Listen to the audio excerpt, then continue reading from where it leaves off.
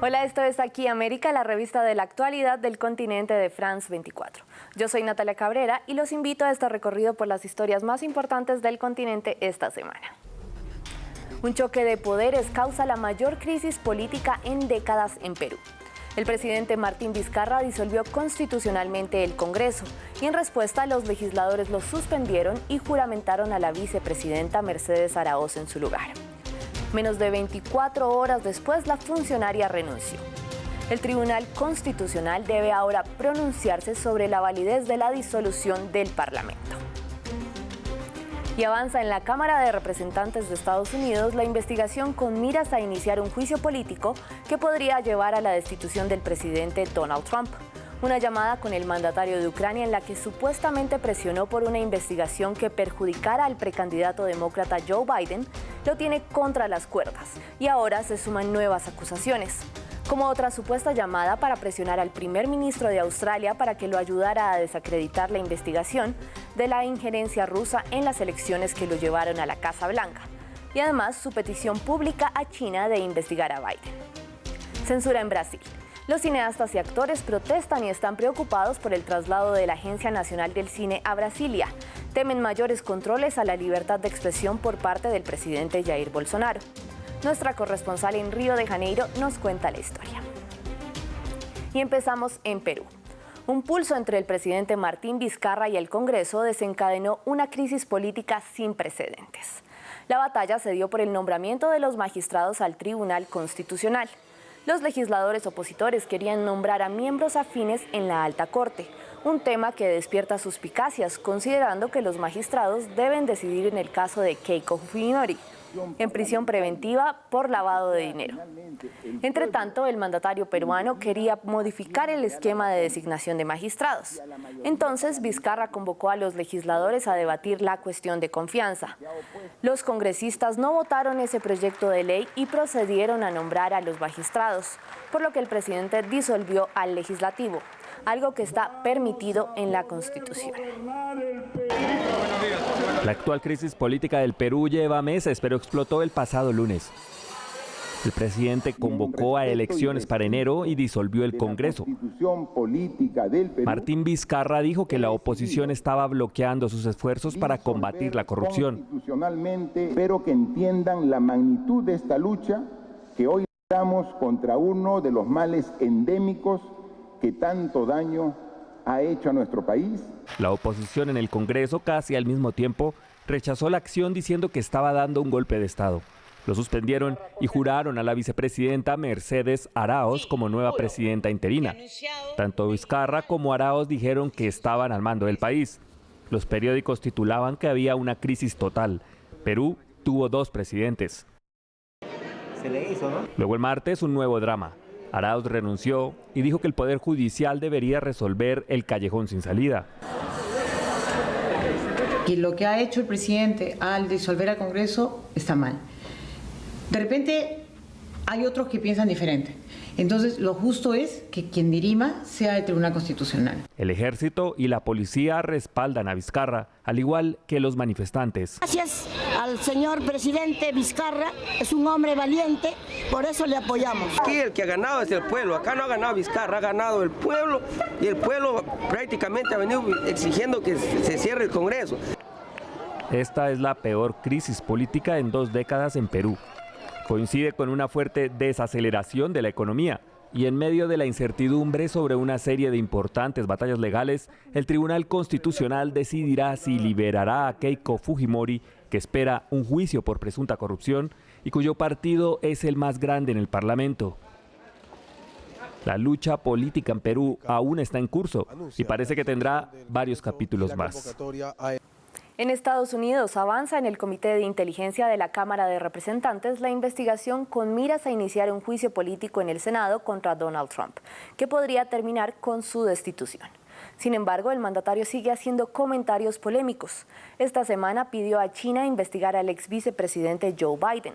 Recordemos que precisamente es señalado de supuestamente presionar a Ucrania para que investigue al hijo de Biden, su principal rival demócrata de cara a las elecciones de 2020. El presidente no escarmienta pese al anuncio de los demócratas de la Cámara Baja de iniciar una investigación que podría llevar a su destitución tras lo sucedido con Ucrania, Trump insistió en que un país extranjero debía investigar a su rival político. Es una respuesta muy sencilla. Ellos deberían investigar a los Biden, porque como hace una compañía recién formada y todas estas compañías, si usted ve, y a propósito, China debería investigar a los Biden, porque lo que pasó allá es tan malo como lo que pasó en Ucrania. El presidente acusa específicamente al hijo de Joe Biden, su principal contendor en las próximas elecciones, de estar incriminado en casos de corrupción. Según él, Hunter Biden hace parte de la junta directiva que lleva negocios con una compañía de gas ucraniana y con empresas chinas. Y por ese motivo instó ahora al gobierno chino a investigarlo. Para los demócratas, el mandatario busca desprestigiar a su rival en las elecciones, además usando su poder político, algo que infringe la constitución de ese país. Encuentro repugnante que el presidente haya sido invitado a otro país a interferir en nuestra elección presidencial y además falla fundamental a su juramento como presidente. De seguir el juicio político, difícilmente tendría luz verde en el Senado de mayoría republicana, pero la pugna advierte del comienzo de unas disputadas elecciones por el poder de la principal economía del mundo. Y esta semana finalizó la Asamblea General de la Organización de Naciones Unidas en Nueva York. Jefes de Estado y de Gobierno y representantes de casi 200 países compartieron su visión del mundo y de las relaciones internacionales. La cita estuvo marcada por varios temas álgidos, entre ellos los incendios forestales en la Amazonía, la creciente tensión en el Golfo Pérsico, la crisis en Venezuela y las sanciones impuestas a Cuba por Estados Unidos. Y es que Naciones Unidas ha sido testigo de algunos de los momentos más memorables de la diplomacia internacional, momentos que quedan para el recuerdo. Allen Austria nos destaca algunos de ellos. Decenas de líderes han dado discursos en la Asamblea General de la ONU. Sin embargo, pocos han dejado, para bien o para mal, su marca allí. Este año, el protagonista fue Nayib Bukele. Lo primero que hizo el presidente salvadoreño al subir al icónico podio de mármol fue sacar su celular y poner su mejor sonrisa para una selfie que dijo generaría más atención que el propio discurso. Y así lo fue. La imagen se suma a una larga lista de momentos memorables durante los encuentros de la ONU, que en este milenio también tuvo otros hechos que han quedado para la historia. En 2006, el entonces mandatario estadounidense George Bush criticó al gobierno de Fidel Castro, causando el enojo de la delegación cubana asistente, que se paró y salió del lugar. Un día después, el presidente venezolano Hugo Chávez dijo una frase para el recuerdo. Ayer vino el diablo aquí. Ayer estuvo el diablo aquí.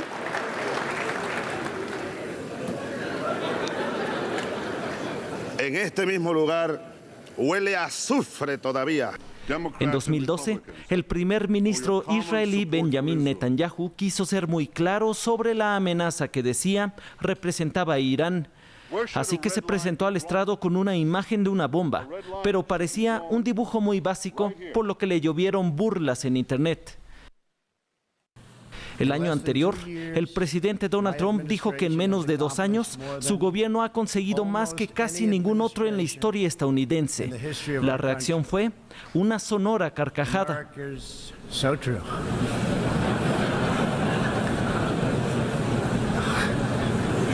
No esperaba esa reacción, pero está bien. Al ser preguntado sobre el incómodo momento, Trump aseguró que no se reían de mí, se reían conmigo. Vamos a Brasil. Los cineastas, actores y productores están preocupados por el traslado a Brasilia de la Agencia Nacional del Cine. Temen mayores controles por parte del presidente Jair Bolsonaro. Y es que la censura se ha vuelto frecuente. En Río de Janeiro, el alcalde ordenó retirar un cómic de la Bienal del Libro, en cuya portada había 2 superhéroes besándose. O en Porto Alegre, caricaturas críticas con el mandatario fueron excluidas de una exposición. Nuestra corresponsal en Río de Janeiro nos cuenta más. ¡Censura nunca más! ¡Viva el cine! ¡Viva el cine! Los profesionales del cine brasileño protestan en Río de Janeiro contra los recortes financieros y el traslado a Brasilia de la sede de la Agencia Nacional del Cine, la ANCINE, porque temen que eso implique más control por parte del gobierno. Varios proyectos están siendo dejados atrás o simplemente censurados porque abordan temas con los que el gobierno actual no está de acuerdo, como las temáticas LGBT o los que están relacionados con el racismo. Recientemente el presidente Jair Bolsonaro afirmó que para la Ancine quiere a un director evangélico que sepa recitar de memoria 200 versículos de la Biblia y que tenga las rodillas magulladas de tanto arrodillarse. No se trata de tener a un representante de una única religión. Queremos un Estado laico y, por tanto, un audiovisual laico.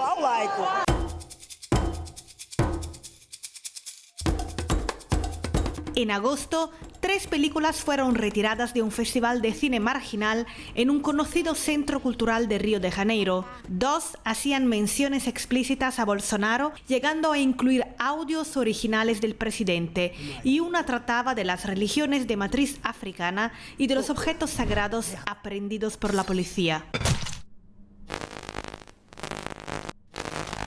2 de los directores afectados aseguran que no se trata de casos aislados. La censura La censura es cada vez más habitual en este gobierno. Y para nosotros es muy grave no poder exhibir películas, o como en el caso de la Bienal del Libro, en la que hubo una censura de libros con temáticas LGBT. Libros con temáticas LGBT. Son personas con pensamientos retrógrados. Son personas con un pensamiento retrógrado que no aceptan y no consiguen ver que el mundo hoy es otro. Es otro. Por mucho que lo nieguen, el mundo ha cambiado y muchas personas han ganado una voz. Ya tivessem tudo mais, mas o mundo mudou, as pessoas ganharam voz. La dirección del Centro Cultural Justicia Federal alega que no admite producciones de cuño religioso, político o partidario. Mientras, salas de cine alternativas están proyectando las películas rechazadas en los circuitos oficiales. Frente a este panorama, los directores de cine prometen dar batalla contra todo intento de limitar su libertad de expresión. Y me despido en Nicaragua. La Asociación Madres de Abril inauguró la exposición Museo a la Memoria en honor a las víctimas de la represión. Fotografías y objetos de los asesinados forman parte del museo. Desde abril de 2018, Nicaragua vive una crisis sociopolítica que ha dejado al menos 328 muertos, según la Comisión Interamericana de Derechos Humanos. Gracias por acompañarme en esta emisión de Aquí América. Recuerden que pueden seguirme en redes sociales en @ncabreraf24 y en nuestra página web france24.com hay más noticias.